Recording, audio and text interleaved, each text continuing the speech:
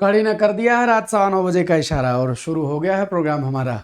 जी हाँ, हम हिंदी की यह रोज़ाना श्रृंखला लेकर आपके लिए आते हैं। इस श्रृंखला में हम आपको हिंदी का अभ्यास सिखाते हैं और उत्तर प्रदेश में पीसीएस की परीक्षा होनी है और इसमें सीसैट में हिंदी एक महत्वपूर्ण पोर्शन है। सामान्य हिंदी सीसैट के ये 14 टॉपिक सिलेबस लिखे हुए हैं और मुझे लगता है इन 14 टॉपिक्स में आप जितने एग्जाम इस समय देने जा रहे हैं लगभग कवर हो जा रहे हैं। सिर्फ साहित्य वाले हिस्से को छोड़ दिया जाए तो जो बेसिक जो पूरे टॉपिक होते हैं, वर्णमाला है, विराम चिन्ह है, शब्द रचना, वाक्य रचना, अर्थ, शब्द रूप, संधि, समास, क्रिया, अनेकार्थी, विलोम, पर्यायवाची, लोकोक्ति, मुहावरे, तत्सम, तद्भव, देशज, विदेशी, वर्तनी, अर्थबोध यानी गद्यांश को सॉल्व करना, वाक्य शुद्धि करना, वर्तनी शुद्धि करना, उत्तर प्रदेश की मुख्य बोलियां, सारा सिलेबस तो है। तो थंबनेल नहीं देखना है, जो क्लास चल रही हिंदी सीखना है। आइए बिना कोई वक्त जाया किए मुद्दे की करते हैं बात और ये पहला सवाल आप सबके लिए देते हैं। सवाल बड़ा बेहतरीन है। पूछा गया है कि तरणि का समानार्थी क्या होगा।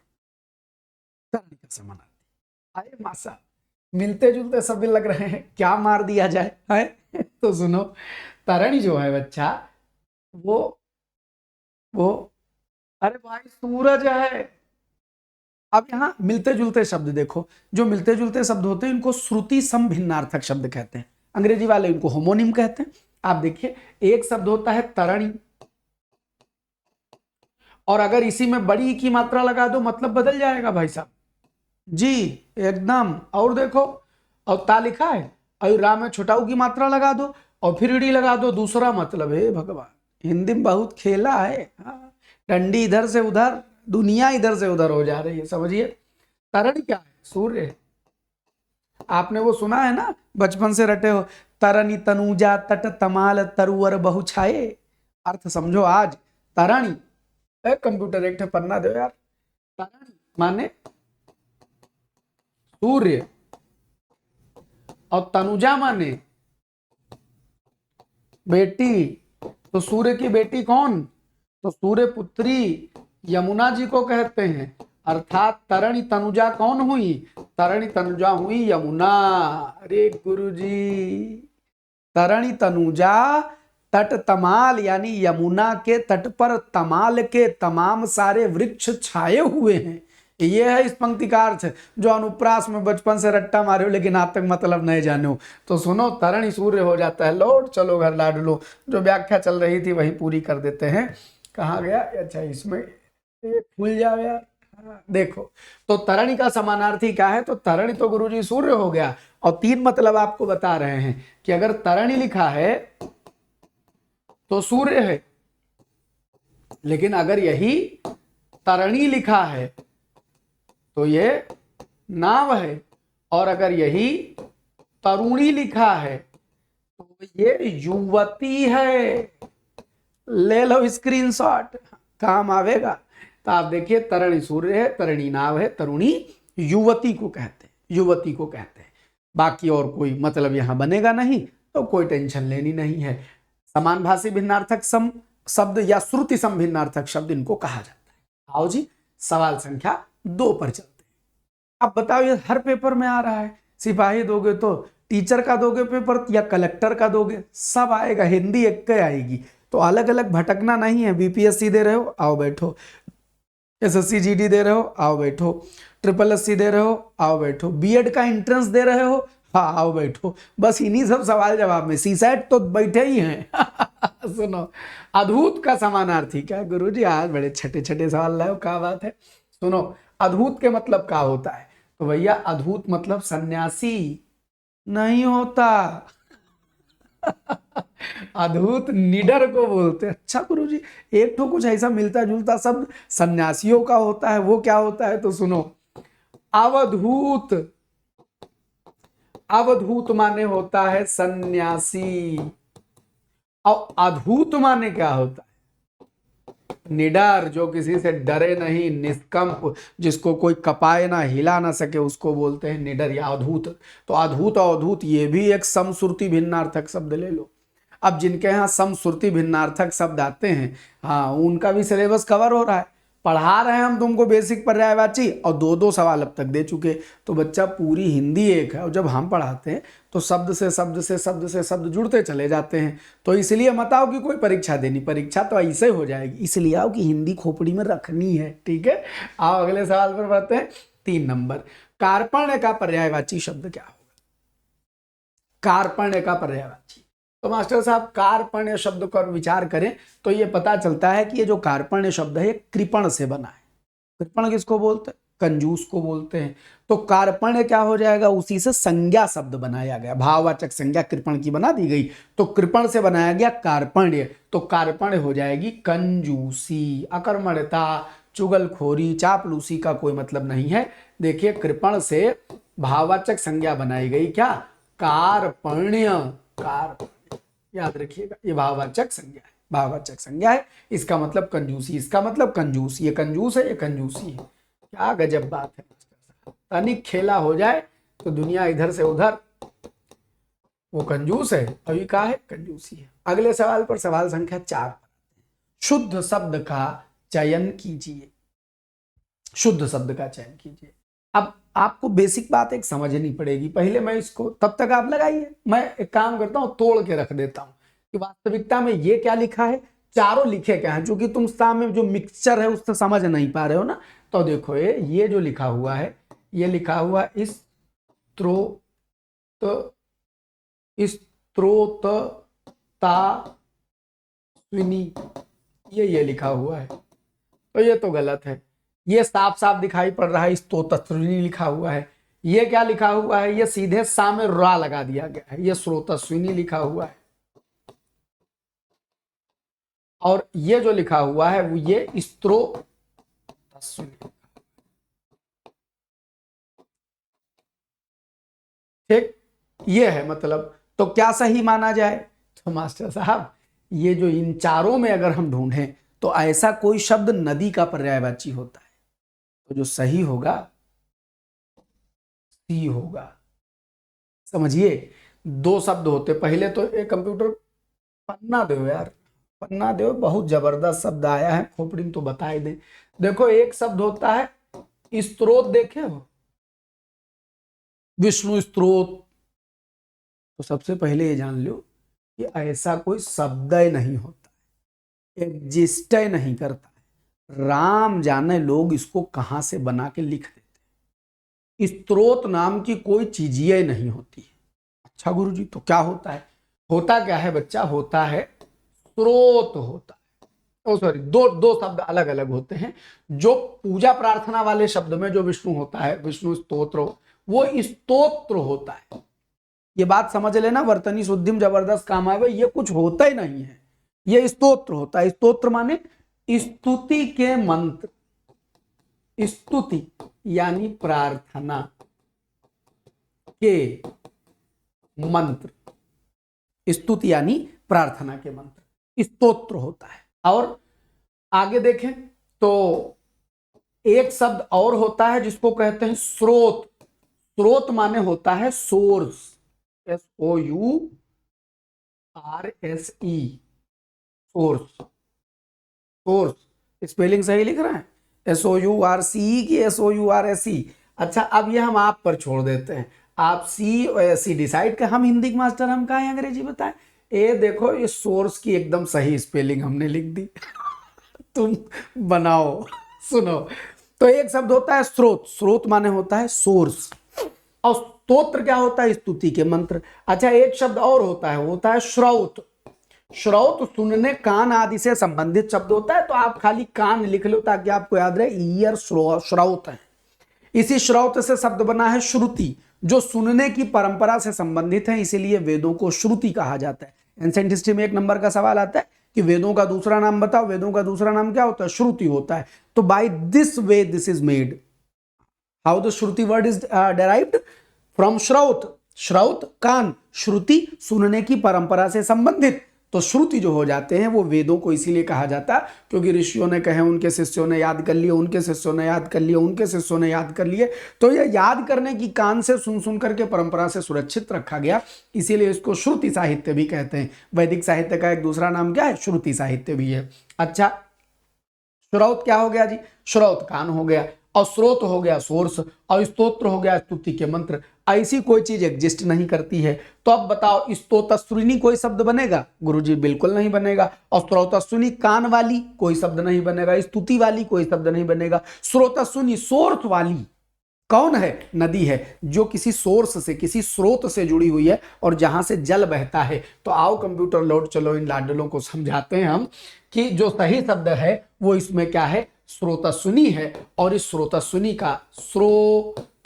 का जो मतलब है वो है नदी। स्रोतस्विनी याद कर लेना, ये नदी का पर्यायवाची है। शुद्ध वर्तनी इसी की लिखी है, बाकी न डी है, न बी है, न ए है, बाकी जितने लिखे हैं सब गलत लिखे हैं। ठीक, तो याद रहेगा स्रोतस्विनी नदी की पर्यायवाची। एक तो अश्विनी वाला कोई गुरुजी और शब्द बता दो। नदी को पयस्विनी भी कहते हैं। अब यहां एक शब्द जान लो, पय माने दूध भी होता है भैया, और पय माने पानी भी होता है। तो पानी वाली है नदी, इसमें पानी बहता है इसलिए पयस्विनी कह देते हैं। स्रोत से निकलती है इसलिए स्रोतस्विनी कह देते हैं। अच्छा गुरुजी, पयस्विनी का कोई और शब्द होता है? हाँ होता है। जैसे यहां दूध और पानी पय के दो मतलब हैं, ऐसे पानी देने वाली नदी और दूध देने वाली गाय, तो कभी पयस्विनी शब्द लिखा हो तो इसको अनेकार्थी मानना। पयस्विनी लिखा है तो यह अनेकार्थी शब्द हो गया। एक मतलब देगा गाय का और दूसरा मतलब मिलेगा नदी का। ये भी याद करने वाली बात है, अपने जहन में कहीं बसा के रखने की चीज है कि जैसे पय अनेकार्थी है वैसे पयस्विनी अनेकार्थी है। अब ये होती हिंदी पढ़ाई। सवाल क्या पूछा गया? समझना क्यों आप आओ हमसे पढ़ने, इस बात को समझो। शब्द पूछा गया, शुद्ध शब्द बताओ। हमने शुद्ध शब्द लिया। शुद्ध शब्द में तुमको सबसे पहले स्रोत, स्तोत्र, स्रोत सब बता डाला। वर्तनी शुद्धि के सवाल में जो सवाल था उसके इतर तुमने 3 बेसिक शुद्धियां जीवन भर को सीख ली। अब तुम जानते हो कि स्त्रोत नहीं होता, स्तोत्र होता है, जान गए। अब वो वर्तनी शुद्धि से लौटे तो याद आया कि यार स्रोत शब्द जब यहां सही है तो स्रोतस्विनी पर्यायवाची क्या होती है? नदी। अब खोपड़ी जा रही है, यही रिलेशन, इंटर रिलेशन आपकी खोपड़ी में ना बन जाए तो कहिएगा। बस खाली महीने भर बैठ जाओ, 7 दिन तुमसे कहता हूं, 7 रोज एक संग बैठो, देखो धीरे धीरे खोपड़ी बुद्धि जो है रटंत विद्या से छुटकारा पाने लगेगी, हिंदी की समझ विकसित हो जाएगी। एक शब्द पकड़ोगे, इसे झाड़ के उसमें से मार शब्द निकाल लोगे। जैसे अंग्रेजी का मास्टर कहता है स्ट्रॉन्ग योर वोकैब, ऐसे हिंदी के मास्टर को कहना पड़ता है वोकैब सुधारो। वो ऐसे तो सुधरवा पाएंगे, और तुम किताब पढ़ोगे। हाँ, परीक्षा देनी ना होती तो यहाँ हिंदी पढ़ रहे होते। नहीं, कुछ लोग हैं हम जानते हैं जो प्रेमवश हिंदी पढ़ते हैं, जिनको कोई परीक्षा नहीं देती तो भी हिंदी पढ़ते हैं। हम आपके कमेंट पढ़ते हैं, आपका आभार। सुनिए, स्रोतस्विनी नदी और पयस्विनी। तो अब स्रोतस्विनी तक बात आई। स्रोतस्विनी नदी का पर्यायवाची है। अब नदी से याद आया कि यार इसकी एक पर्यायवाची पयस्विनी है, वो भी हो गया। पयस्विनी जब लिखा तो मन किया कि पय के अनेकार्थी बता दे, ये भी बता दिया। और पय से पयस्विनी के गाय और नदी। आप नंबर ऑफ क्वेश्चन खाली गिन डालो, क्वेश्चन ना गिनो, कंसेप्ट गिनो। तो ये जब हम 20 सवाल खत्म करते हैं तो 20 नहीं होते हैं, ये 80 के बराबर होते हैं। हिंदी खोपड़ी के भीतर आती है बच्चा। हम सुलग रहे आदमी हैं हिंदी से। आप भी आओ, बैठो, आंच तुमको भी लगेगी, तुम में भी गर्मी हिंदी की आ ही जाएगी। तो चलो कंप्यूटर जी अगले सवाल पर चलते हैं। अब 5 नंबर सवाल, इनमें से शुद्ध शब्द का चयन कीजिए। शुद्ध शब्द का मातृभूमि, सौहार्द्र, दृष्टव्य, संश्लिष्ट, कौन माना जाए? सुनो, संश्लिष्ट सही है, बाकी सब गलत। हाँ देखो, दृष्टव्य कोनो शब्द नहीं होता है, सही शब्द होता है द्रष्टव्य। द्रष्टव्य। और सौहार्द्र, राम जाने कहां से आर्द्र। देखो आर्द्र तो होता है, आर्द्र माने होता है गीला या भीगा, लेकिन ये जो सौहार्द्र लिखा है ये नहीं होता है, ये गलत है। सही शब्द होता है सौहार्द। तो मास्टर साहब आर्द्र में तो द्रा लगाए, यहां काहे नहीं लगाते? इसलिए नहीं लगाते क्योंकि ये शब्द बना है सु माने अच्छा, हृदय माने हृदय वाला। अच्छे हृदय वाले को सुहृद बोलते, और जिसके हृदय अच्छा है ऐसे व्यक्ति के उस भाव को जिसमें हृदय सही होता है, शुद्ध होता है, इसी सुहृद से क्या बनता है? सौहार्द बनता है। अब बताओ, जब इस दा में रा एक्स्ट्रा नहीं है, एक ये रीत चढ़ के ऊपर रा बना दी, समझ में आया? तब इनमें दा पे जबरदस्ती डुर्र लगाना है। आर्द्र में होता है वहां रखो, यहां काहे लगाओगे? नहीं लगा सकते। तो इसलिए जब भी लिखेंगे सौहार्द लिखेंगे। दृष्टि से द्रष्टव्य बनता है। और मातृभूमि माने केवल जमीन नहीं, ये माता भूमि है, तो मातृ और भूमि कहना पड़ता है। जा रही है बात मास्टर साहब? 5 के बाद आते हैं 6 नंबर सवाल पर। पूछा गया इनमें से शुद्ध शब्द का चयन कीजिए, चूज द राइट, शुद्ध शब्द का चयन कीजिए। तो शुभ्र, उज्ज्वल, बुद्धि, संधि पढ़ लो, प्लेलिस्ट पढ़ी है पूरी संधि की, हाँ प्लेलिस्ट पढ़ी है संधि की। इधर 4-5 तारीख तक जब तक कम क्लास हैं, ये पूरे चैनल को एक्सप्लोर कर लो। बहुत गजब गजब वीडियो, छोटी छोटी वीडियो, बड़ी वीडियो और संधि वंधि पढ़ाया हुआ पड़ा है। सीटेट वाले बच्चे पूछ रहे थे सीटेट कैसे पढ़ें, आप प्लेलिस्ट में जाइएगा, 4 क्लास सीटेट की पड़ी हुई हैं। हम तुमसे कहते हैं उस प्लेलिस्ट में सर्च करके खाली 4 क्लास वो पढ़ लो, देख लेना तुम्हारे भीतर हिंदी का सेंस पैदा हो जाता है कि नहीं। सीटेट 30 ऐसा सवाल देख देख के टिक करने लगोगे। तो इस चैनल को एक्सप्लोर करो, इसमें बहुत कुछ मिल जाएगा। तो संधि जरूर पढ़ लेना, ये वर्तनी शुद्धि संधि से बनती है। इसमें से 21 शब्द सही है, कौन सा? सी। बनेगा कैसे? शुभ्र, शुभ्र माने श्वेत, सफेद, और उज्ज्वल शब्द ऐसा होता है दो ठो जा आधा होता है। अब जब शुभ्र उज्ज्वल लगाओगे तो संधि कौन सी बनेगी? आ ऊ से गुण संधि बन जाएगी, शब्द हो जाएगा शुभ्रो, आ ऊ ओ, तो ये तो ओ बन गया। और दोनों आधा जा से दुश्मनी है, जहां है वैसे लिख दो, आधा जा 1 आधा जा 2, और ये बल शुभ्र उज्ज्वल। शुभ्रोज्ज्वल, कोई चीज शुभ्र भी हो, श्वेत भी हो, उज्ज्वलता लिए भी हो, तो उसको शुभ्रोज्ज्वल कहेंगे। बात समझ गए? और ये रहा 7 नंबर, इनमें से कौन सा शब्द तत्सम है? मिट्टी, पड़ोसी, पंख, दधि। अब तो मास्टर साहब आने लगा। अच्छा, जो लोग अभी नए आए हैं वो ये ना देखें कि कोई क्लास हमारी रिकॉर्डेड पहले हो चुकी है तो उसको देख सकते कि नहीं। खूब देखिए, कंसेप्ट तो यही अमरनाथ पढ़ा रहे हैं। हमने आरो के 6 टॉपिक, जिसमें वर्तनी है, जिसमें वाक्यांश है, जिसमें पर्यायवाची है, जिसमें विलोम है, इनको डिटेल से पढ़ाया 2-2 घंटे की क्लास में, ढेर सारे सवालों के साथ। तो जो लोग नए नए जुड़ रहे हैं वो इनमें हमारी प्लेलिस्ट सर्च करते हुए टॉपिक वाइज जितना मैटर मिले, क्वेश्चन आंसर सॉल्व करवाया हुआ सब देखते रहो, तो लाभ ही लाभ है। अब सोचिए तत्सम तद्दों की भी क्लास हुई, वहां भी कंसेप्ट पढ़ाया है। तो आप देखिए सवाल के दरमियान कंसेप्ट आते हैं। याद रखो, खाली कंसेप्ट पढ़ना माने रटना हमको लगता है, होता है वो भी, ऐसा नहीं कि वो भी नहीं होता है, वो भी होता है। लेकिन जनरली ऐसे ही बढ़िया वार्तालाप के दरमियान जब हम सवाल के से कंसेप्ट निकालते तो वो परमानेंट होता है।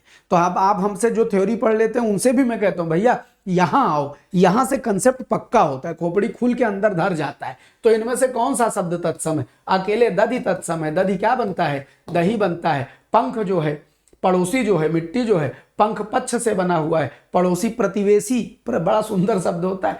पंख को तो पक्ष भी कह सकते हैं, पाक, पक्ष, पाक, तमाम शब्द बनेंगे। यह शब्द होता है प्रतिवेशी, और ये मृत्तिका से बना है, मृत्ति से मिट्टी हो जाएगा। बात समझ गए? वह सिद्धांत जो हर वस्तु को नाशवान मानता है, हर वस्तु नाशवान है, हर व्यक्ति नष्ट हो सकती है, ये कौन मानता है? जो मानता है तो देखो, जो वस्तु हमेशा रहे, जो हमेशा रहे वह नित्य है।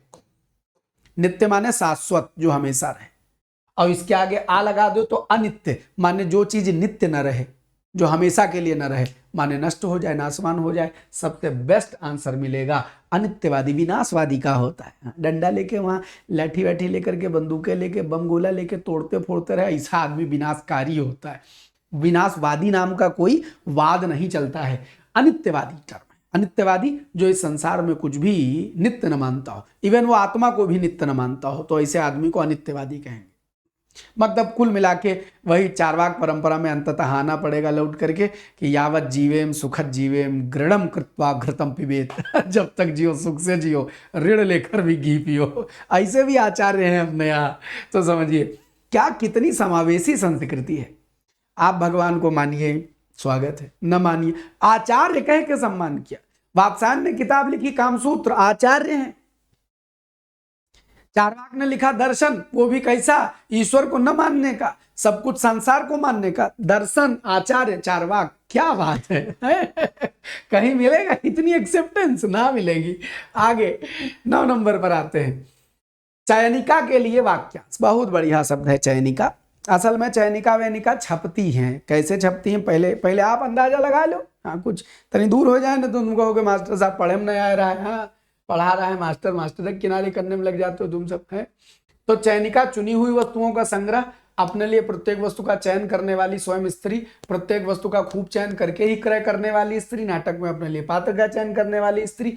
बेहतर जो शब्द है वो है चुनी हुई वस्तुओं के संग्रह को चयनिका कहते हैं। वस्तुतः जैसे कोई किताब छपती किताब छपती है, जैसे कोई है, जैसे हमको आज्ञे बड़े प्रिय हैं, अब हमसे कोई कहे कि चलिए एक किताब संपादन कीजिए अमरनाथ जी और आप इसमें आज्ञे की रचनाएं दीजिए, तो हम आज्ञे की जो चयन करके चुनी हुई रचनाएं देंगे कि भाई ये कहानी बड़ी बढ़िया है, इनका ये उपन्यास बहुत बढ़िया है, इनकी ये कविता हमको बड़ी प्यारी लगती है। तो चुनी हुई रचनाओं का जो संग्रह है उसको चयनिका कहते हैं।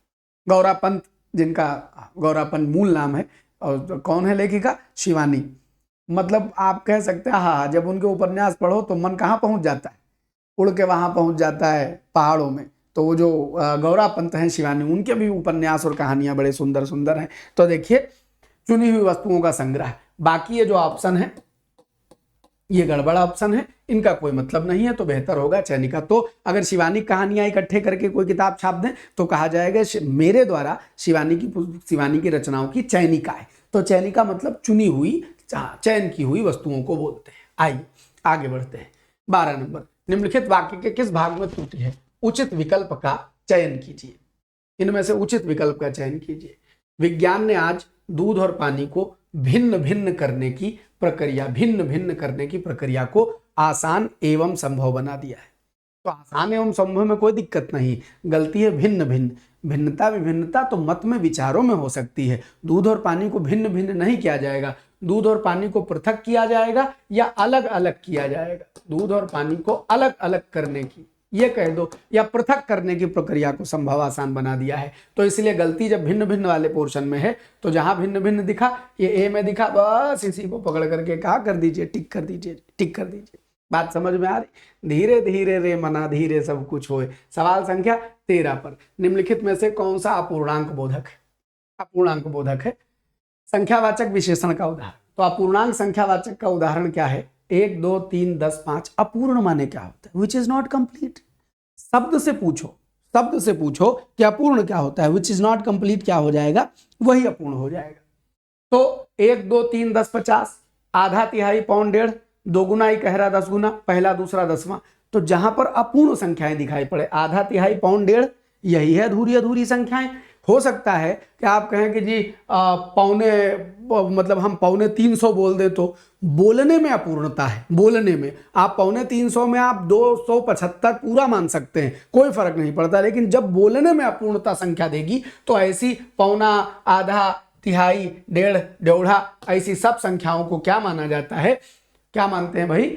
अपूर्णांक संख्या, अपूर्णांक बोधक संख्यावाचक विशेषण मानते हैं। 1 2 3 को गणनावाचक मानते हैं, दुगुना इकहरा 10 गुना को आवृत्तिवाचक मानते हैं, पहला दूसरा दसवां अंतिम, ये सब क्या बना देते हैं? अंतिम तो नहीं मानेंगे, लेकिन पहला दूसरा दसवां इनको क्या मानेंगे?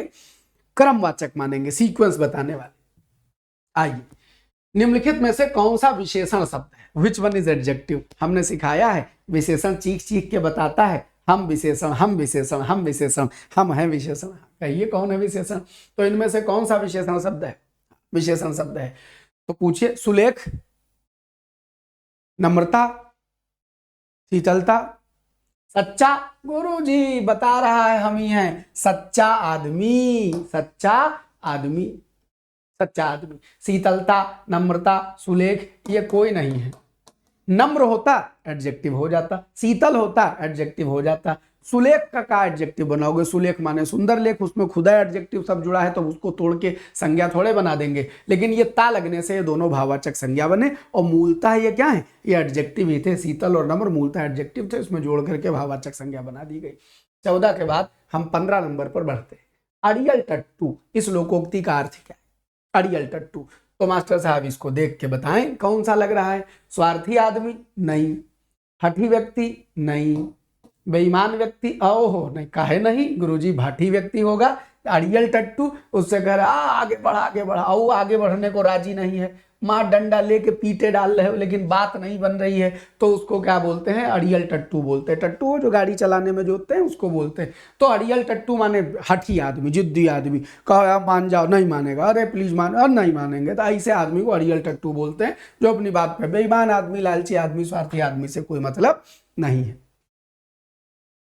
बुद्धियां खुल रही है ना, हिंदी में जा रहा है ना बात, हाँ जाएगी कैसे नहीं।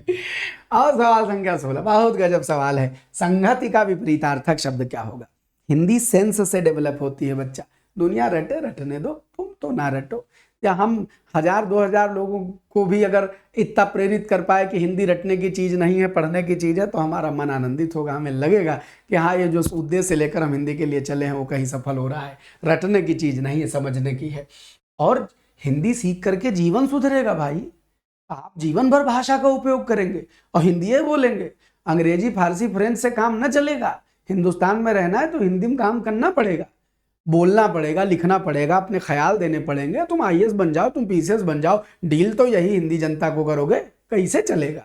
तो इसलिए भाषा आपकी मजबूत नहीं होगी तो आप बेहतरीन व्यक्तित्व तो नहीं बन पाएंगे, इसलिए भी भाषा मजबूत करनी है। संगति कहते हैं मेल को, संगति कहते हैं जुड़ने को। तो अगर संगति का मतलब हुआ मेल, जैसे संधि का एक दूसरा नाम संगति भी होता है। संस्कृत में सूत्र है संहितैक पदे नित्यम, यानी कि जिन पदों में संहिता हो सकती है, संधि हो सकती है, उनमें नित्य ही संहिता करनी चाहिए।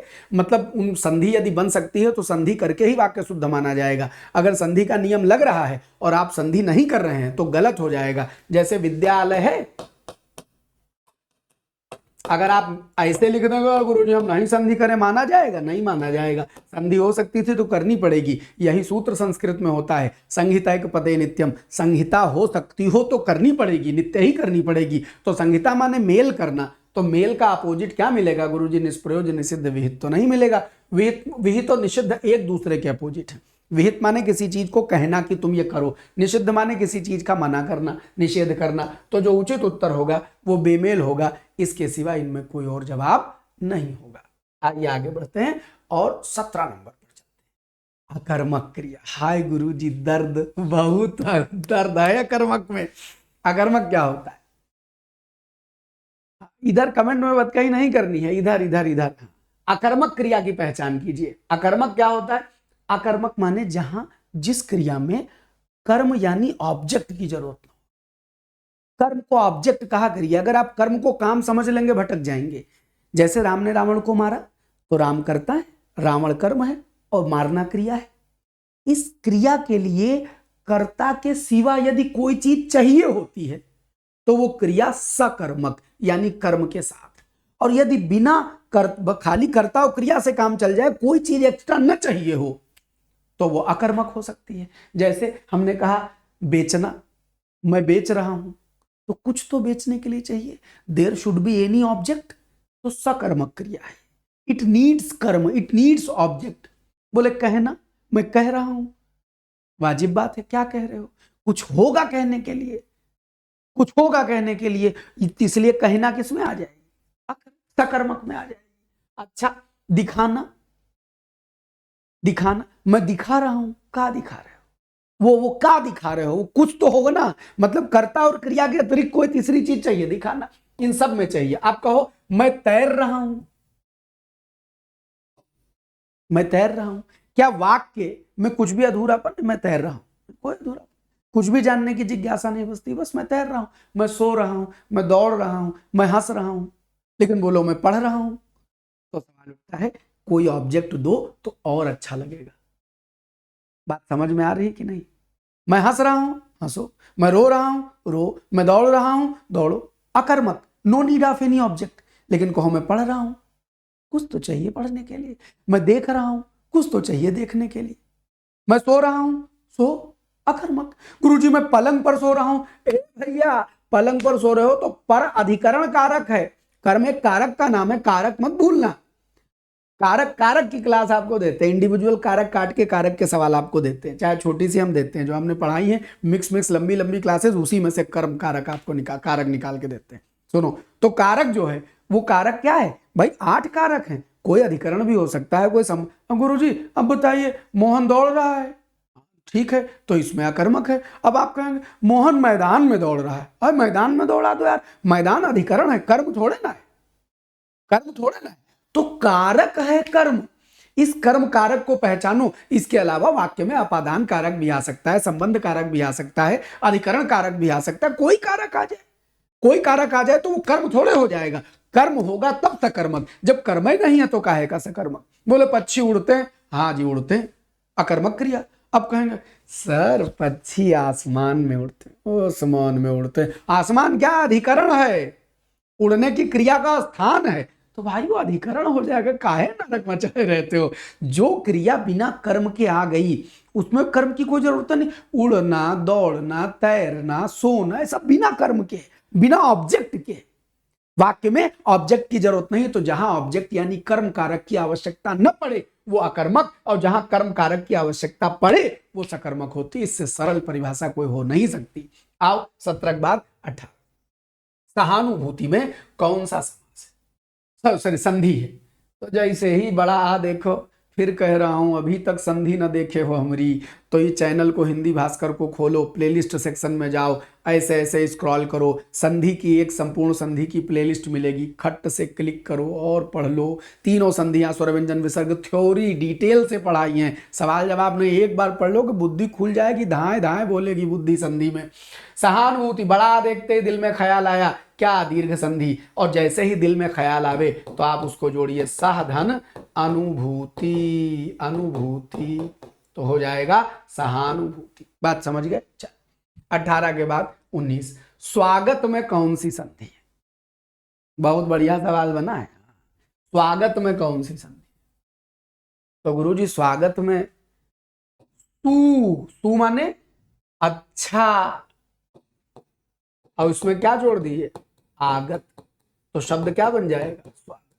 अच्छा आगत, कोई आवे और अच्छे तरीके से उसका आना हो जाए तो उसी को स्वागत बोलेंगे, तो संधि क्या हो जाएगी, यण संधि। अब किसी का मन कुलबुलाए रहा होगा, गुरुजी अगर हम इसको स्व आगत बना ले तो, हाँ तो भी तो बन रहा है स्वागत, तो क्या ये संधि सही है। सुनो, मनई का होना जरूरी है कि कोई सेंस वाली बात माने। ऐसा थोड़े ना कि आदमी तुमको चाहिए तो इनकी खोपड़ी काट लो और इनकी टांगे काट लो, आदमी जिंदा करके खड़ा कर दो, ऐसे नहीं होगा। उसके भीतर प्राण होना चाहिए, तब शरीर शरीर माना जाएगा। प्राण मतलब अर्थ, शब्द अगर शरीर है तो अर्थ उसका प्राण है। अब बताओ स्वागत किस अर्थ में प्रयोग करते हो, कोई आवे उसका बेहतर एहतराम करने में, इसमें प्रयोग करते हो ना, कि स्व माने अपने मन से, आगत माने आना, स्वागत का अर्थ अपने मन से आना कभी लिया गया। तो जब ये अर्थ नहीं है इसका, तो खाली नियम पर बना दोगे तो प्राण नष्ट हो जाएंगे। ये तो वही हुआ कि जैसे 4 विद्वान बालक कहीं से पढ़ के आए यज्ञशाला से, और खूब बढ़िया ज्ञान का सदुपयोग सीखे, दुरुपयोग करें गड़बड़ा जाएगा। नियमों में रहे और अगर मूल अनुभव में नहीं आया ज्ञान तो बड़ी बाधा पैदा हो जाएगी। बड़ी जबरदस्त कहानी है, सुन लो। 4 विद्वान बालक, सुनी होगी आप सबने, लेकिन सुनिए मजा आएगा। 4 विद्वान बालक पढ़ करके आए, सब बहुत उद्भट विद्वान बन गए, और उसके बाद वो अपने गांव लौट करके, 4 नहीं सब 3 आए, 4 या 3 अभी कहानी आएगी तो पता चल जाएगा। उद्भट विद्वान बन गए।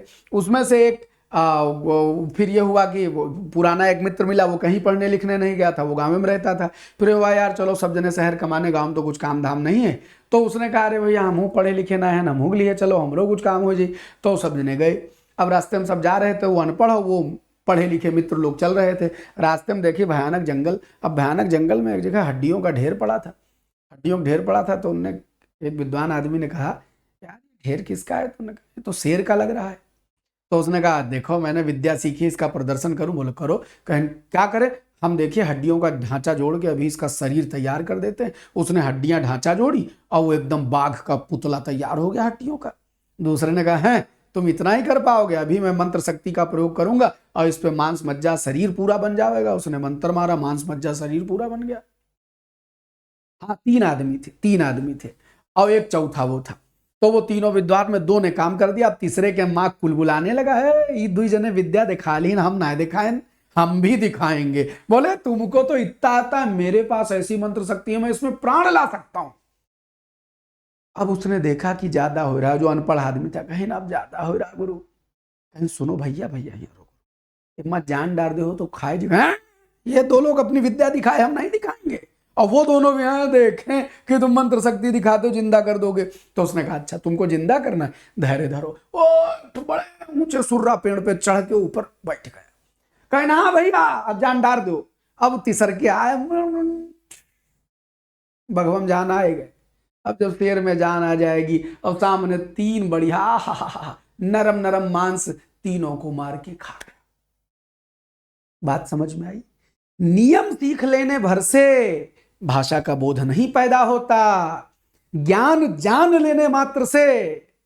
पढ़ा लिखा तो आतंकवादी ओसामा बिन लादेन भी था, जान लेने मात्र से, स्कूली शिक्षा मात्र से, किताब रट लेने मात्र से, डिग्रियां बटोर लेने मात्र से कोई ज्ञानी नहीं होता। उसके लिए बोध होना चाहिए, संवेदना होनी चाहिए, अनुभव होना चाहिए, विवेक होना चाहिए। यदि यह नहीं है तो मनुष्य मात्र मशीन है। तो बच्चा स्वागत समझा रहा था, स्वागत का मतलब अपने मन से आना, इसका कोई सेंस है नहीं है, इसका सेंस बनता है, इसलिए सुआगत ही सही मानी जाएगी। और इसमें उत्तर क्या माना जाएगा? यण संधि मानी जाएगी। आओ अगले सवाल पर बढ़ते हैं। सवाल संख्या 20, अकर्मक क्रिया की पहचान क्या है? तो सकर्मक अकर्मक तो आ गया मास्टर साहब। अकर्मक जिसमें ऑब्जेक्ट की जरूरत ना पड़े, मैं पका रहा हूं दाल चावल, मैं कहना चाहता हूं कुछ, कुछ बताओगे ये कहना चाहता हूं। खाना, मैं ये रोटी खा रहा हूं, मैं दाल खा रहा हूं। मैं दौड़ रहा हूं, दौड़ो,